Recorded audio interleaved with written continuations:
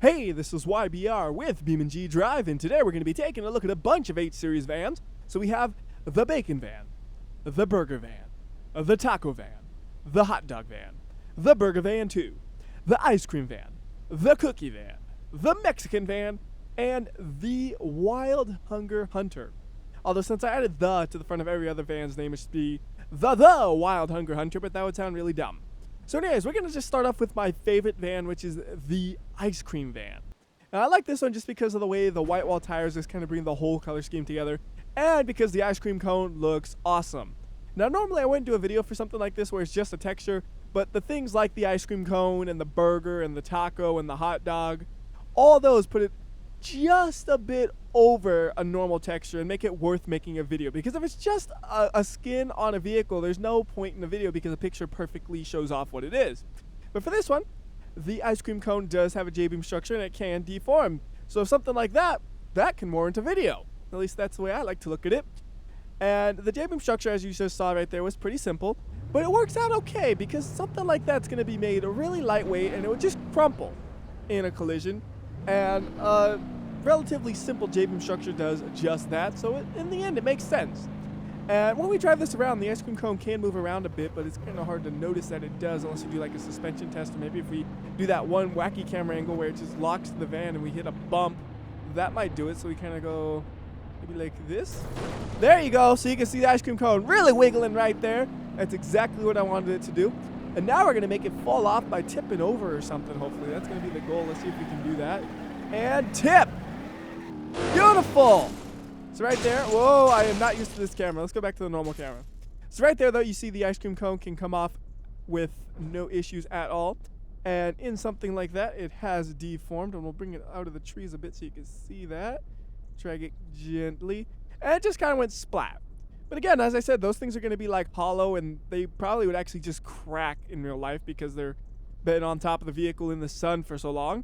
So in the end, that's a totally reasonable way for that to look to me. And now I'm kind of curious, what would happen if you took the ice cream cone off of the van and then hit the ice cream cone into the van and whoa! That did a lot of damage. I didn't expect it to do that much damage. It really put a dent in the van. I don't even know if it could drive straight after that. Let's see, can it? Yeah, it looks like it can. That's impressive, though. How much does the ice cream cone actually weigh? Let's see, if we take it off and we put the strength to 0, and then we just keep pulling out. When the ice cream cone lifts up, we'll be able to tell how heavy it is. So it looks like it weighs about 220 kilograms, which is about 500 pounds or so. And that's just a real quick rough estimate, but that's a lot heavier than I expected. Here's another idea. What if we reset the ice cream cone and then we rip it off of the vehicle and then we flail it about? Woo! There you go. That's how you beat up a van. Oh, am I grabbing the van or the ice cream cone? I don't know. Either way, van is absolutely destroyed. Where did the ice cream cone even go? Ice cream cone, where'd you at? It's buried in the trees. This is a pain. Oh wait, no, it's under the map? What is going on? The ice cream cone is confusing me here. Is this the ice cream cone? Where's my ice cream cone? It's gone. Usually you'd be able to find it. I can't find it. Oh, is that it? No, that's a door. Okay, well, he did his mission and then he disappeared. Oh wait, is that it? That might be the ice cream cone. Yes, it is. And wow. That's interesting shape you got there, ice cream cone. It just stretched out. Wow, it really stretched out. I didn't realize it stretched all the way out to here. You can see there's just a line of pink going all the way. And the brown is going all the way to about there. That's crazy. All right, so let's go ahead and swap out the map because this map's kind of sucking to see things. Let's just head to a map where we can see everything nice and easy like grid map. So hopefully now I won't be able to lose my ice cream again, because it's always a sad day when you drop your ice cream and you can't find it. Actually, it's really sad if you can't find it. Like, you drop an ice cream cone, it's like, it literally disappeared. I don't understand this. How did I lose a whole ice cream cone? That's never happened. But that would be my thought process. Like, how could that happen? It just did, because I dropped it into the forest. Anyways, Before I move on to the next vehicle, I just wanted to point out what it says on the side. It says Ice Beam Van, so it's like a pun. Repairing the main van since 1997, freshly spawned just for you. And it says hit the van for free ice cream. So if you hit it one time, you get that one, 2 times that one, 3 times, and so on. And it's just no money. They don't use money. If you deflate a tire and you hit it, you get that. If you hit it and then you crash the game, you get that. Thankfully, the ice cream cone seems pretty stable, so it doesn't seem like it wants to crash the game. You also have a thing in the back, slow watch for little adults. And then over here you have the same stuff, basically just mirrored up to still be readable. And then once again, that paint job. That is a nice looking paint job for an ice cream truck. It's not exactly traditional, but it just looks nice. And the white walls, dude. Still, I love the white walls with that. It matches so well. Anyways, let's go ahead and take a look at the next one I want to take a look at, which is the Bacon Van. The Bacon Van has pretty similar text to the ice cream van. So on the side, you have the one hit, get this, and so on.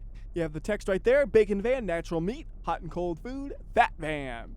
Special combo, if you get a hit and you crash the game, you get the biggest burger ever. And on the back, limited time offer, hit the van and you will receive a hole in your bumper, totally gluten-free. Now the bacon on this thing is so wavy. And the best way to show that is like that. I'm just kind of bouncing around. You see the bacon waving like a flag. Or if we do this, I bet, yeah, that's how you wave it. Bouncing all over the place right there. I gotta do that again. That was cool watching the bacon wave about. But it's kind of like a flag almost, just a really, really sturdy flag. Here we go. Watch this bacon bounce. Almost wish I had something steeper to hit it on. Right there. Boom. There we go. It goes crazy. It goes crazy. The problem is only half of the suspension test is that really steep area that really makes the bacon bounce. And I think every prop is, or every, yeah, I guess we could call it a prop on the roof, is a different weight. So the bacon van is lighter than the ice cream cone, so that means if you hit it, it'll do less damage. And I'm not going to really go over the exact weights of everything. I mostly just like how it flops about and how it gets damaged, but it's worth noting that they didn't just use the same weight for everything. Each thing does have its own specific weight. Anyways, here's just a look at the J-beam structure for the bacon. That one, again, pretty simple, but it does a great job of bouncing all over the place. And when it crashes, I see really no issues with that because, again, it's not going to be metal or anything like that, so it would deform in kind of funky ways, and it's acceptable for what I would expect. That's the key. Is it acceptable for what I would expect? And yeah, you know, just imagine it as being like a really thick piece of foam that waves about, and that's what I would expect it to look like after a crash. If I run it over, of course, it would be squished down more, but hey, it's good enough. Anyways, next one we're going to be taking a look at is the Burger Van. So on the back of this one, hit the van and you will receive a hole in your bumper, totally gluten-free still. And then on the side, same kind of stuff. It's actually the exact same, except this is burger instead of bacon. And then the van itself looks like a burger. So the burger's on like a spring, so it can once again bounce around. And here is the use of the suspension test. We bounce that burger. It doesn't actually bounce around on the suspension test too much. It's more the left and right movement gets it to move. I think the ice cream cone's actually one of the more static ones when you compare them all. I should have started with like this one because it moves about so much. And it almost feels like this thing makes it a little bit more top heavy and easier to tip compared to the stock one. It probably does actually. I mean, just steering like that, we're popping up on the 3 wheels almost. And it doesn't normally do that. Oh, we're on the ice. We're on the ice. It's fun being on the ice. Check out my 360 skills. Yeah, that's how you do it. All right, let's try to hit the burger off of the van in a way that'll make it really get damaged. I want to see a damaged burger. Perfect. All right, what did the burger look like? We got to go back to it and find out. But Burger Van, totally unharmed, pretty much. Well, there's a little bit of an indentation on the roof, isn't there? So what's the burger look like after that? That impact would probably really, really beat it up. And yeah, it's beat up. That one kind of just exploded a little bit. So now let's move on to the next one, which I believe is the Taco Van. Yes, it is. And if it wasn't, we would have just went directly to the Taco Van. So this one's pretty similar to the burger one in terms of the thing on top. It might be even more top heavy than that one by just a smidge though, which is really crazy. That means if we like kind of just go over this a little bit, we're going to tip over. Yeah, I had to counter steer to make sure it didn't tip over, but that's a good way to get that taco to bounce right there. Taco is going all over the place. Let's see what the taco does in a front crash kind of test like this.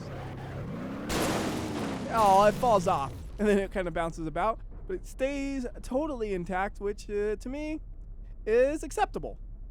Anyways, let's take a quick look at the van itself. So on the back, hit the van, you will receive a poncho. And then on the side, we have the same thing. You hit it this many times, you get this.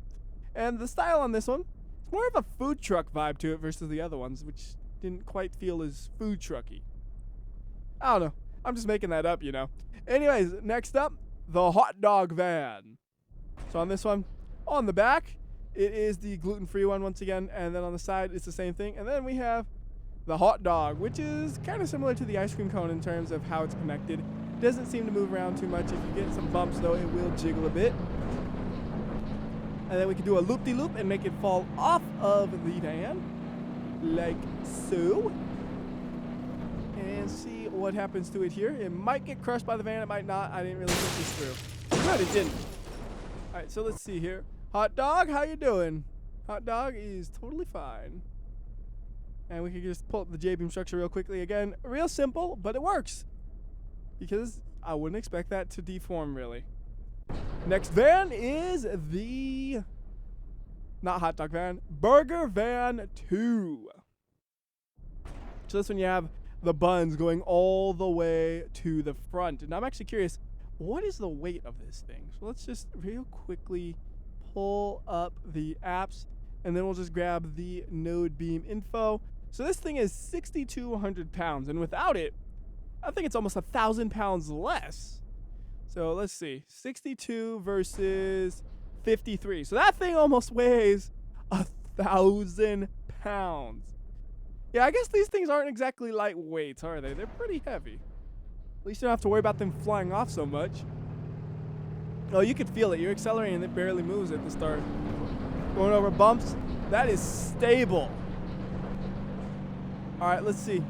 Try to bounce it off with another loop-de-loop jump. This one will just go straight and eventually we won't be able to make it. There we go, we got it off. Oh, that thing's be able to really crush your vehicle up if you drop it on it, though. Again, it's really difficult to actually control these when you grab them, though, so I don't think that could happen. But we can at least bash it up. This thing should do a lot of damage. It'll tone it down so it's not moving so violently. And a nice, gentle-looking movement like so. Yeah, it's still beating it up, even though it looks pretty gentle. I mean, if we get violent, of course it's going to wreck it. But the gentle one still did a pretty good amount of damage. Anyways, on this van, you have the same kind of stuff with the gluten-free. It's actually the same one as the burger in terms of looks. I've just now realized that. It just has a different thing on top. All right, let's see what that thing does in a front impact. I'm kind of curious if this one will be able to hold on, since it seems like it might be mounted a little bit stronger. I'm also kind of curious, can it hold on for a jump? No problem on the jump. So let's move on to the front impact. We'll do it right here at about 50 miles per hour. And I just had a great idea. We're going to shoot that at a target. And the best target is, of course, well, you know what? I was thinking about just using the van, but I think let's use another van as a target. That sounds even better. So the police van will be the target. I'm just going to park it right here. And hopefully, we'll be able to hit it with this van when we crash into that spot. This is a dumb idea, but if it works, it'll be really cool. So we want to go left around the jump this time to make sure we have perfect control. And we'll slow-mo on right there. Swap vehicles. Perfect! Oh, that couldn't have gone better. That is awesome. We just shot the police with a piece of bread. I mean, it's not a real piece of bread, but still, that's hilarious. All right, if we real time it, yeah, beat him up some more. That is awesome. That is super dumb, but it is totally awesome. I want to do it one more time with a different target. So let's swap out the police van for a bacon van. That should be good. So we got two of the mods crashing together. You always got to have that. So park it right here, just like the other one. And away we go. And I just noticed, if you look at the node debug in the bottom corner, it deforms slightly as you drive it. So again, avoid the loop-de-loop. And then we'll pop a little slow-mo, a little more slow-mo. The closer we get, the more slow-mo we get. And to the bacon. Shooting it directly at it. That is so dumb, but so awesome. Shooting things with bread that weighs about half a ton. That is fun. All right, moving on to the next van, which is the Cookie Van. Cookie Van has the same stuff on the side. It says Cookie Van, smelling the main van since 1997. And then over here, watch for little adults again. This one, it just doesn't look as nice as the ice cream van. It doesn't have like that white wall tire coordination and stuff. But it still looks pretty good. This one has a pretty wobbly donut because it is so tall. It's easy to make it wobble left and right. I like the fact that it was orientated in this way too. Whoa! And apparently it makes it kind of crazy how easy you can tip this thing over. I didn't see that one coming. I figured, oh yeah, I could do this. And no, apparently you can't. Like you can just kind of swerve back and forth to this thing and you can start getting some crazy motion out of it. Like 1, 2, 3, 4, and tip! That's great. Like, I love having a car that's stupid where you can tip it over really easy because it's just fun to drive. Next up is the Mexican van, which has a sombrero and a mustache. And this thing weighs almost as much as Burger Van 2. It's just a little bit lighter. And we can see what happens when we crash our mustache into a block at low speed. So 15-mile-per-hour crash with the mustache. Stays mostly intact. It just falls off of the van. And you can look at the J-beam structure for that. It's one of the more complex ones, and it seems like it works pretty well in that kind of situation. So let's go ahead and do it a little bit harder of a crash, and then we'll do something with the sombrero as well. So we'll go ahead and boom, right there, right on the edge of the mustache, and the sombrero fell off, so we could probably use that as a weapon as well. And it seems like it held up pretty well, and so did the sombrero. And I'm curious, actually, what would happen? How did you, what? What? How did you, okay, whatever. I have no idea how that van got there, but what I was gonna try is hitting the sombrero with a vehicle and seeing how much damage it does to that vehicle that hits it. Gotta navigate to it though, somewhere through these blocks. Go a little bit of slow on just for fun. Maybe 16 times. Alright, so it didn't seem like it did too much damage. We pretty much just pushed it and bumped our bumper in, which is pretty good for a crash of that speed. How about the sombrero itself? How did it do? It got dented, but otherwise it held its shape very well. All right. So we got one more van to take a look at, which is the Wild Hunger Hunter, which is a modified version of the Burger Van 2. So the Wild Hunger Hunter is like the off-road version of the Burger Van 2, basically. It still has the ability to shoot the buns at people, but you have the ability to go off-roading before you do that. So to demonstrate this, let's try to go to an off-road course without tipping over. I mean, this thing is pretty top-heavy. Like, the lift does not help with the top-heaviness, that's for sure. Going over this. Radiator damage, yeah, whatever. Doesn't matter. We're fine. And then we shoot buns at something like this. Buns loaded, shoot! I'll never get old. Anyways, I'm not going to bother doing a leap of death or brutal slope with these because it's just a single part we're looking at, and it seems kind of dumb to do it just for that. So I'm going to go ahead and end the video here. So until next time, this has been WhyBeAre. I'll see ya.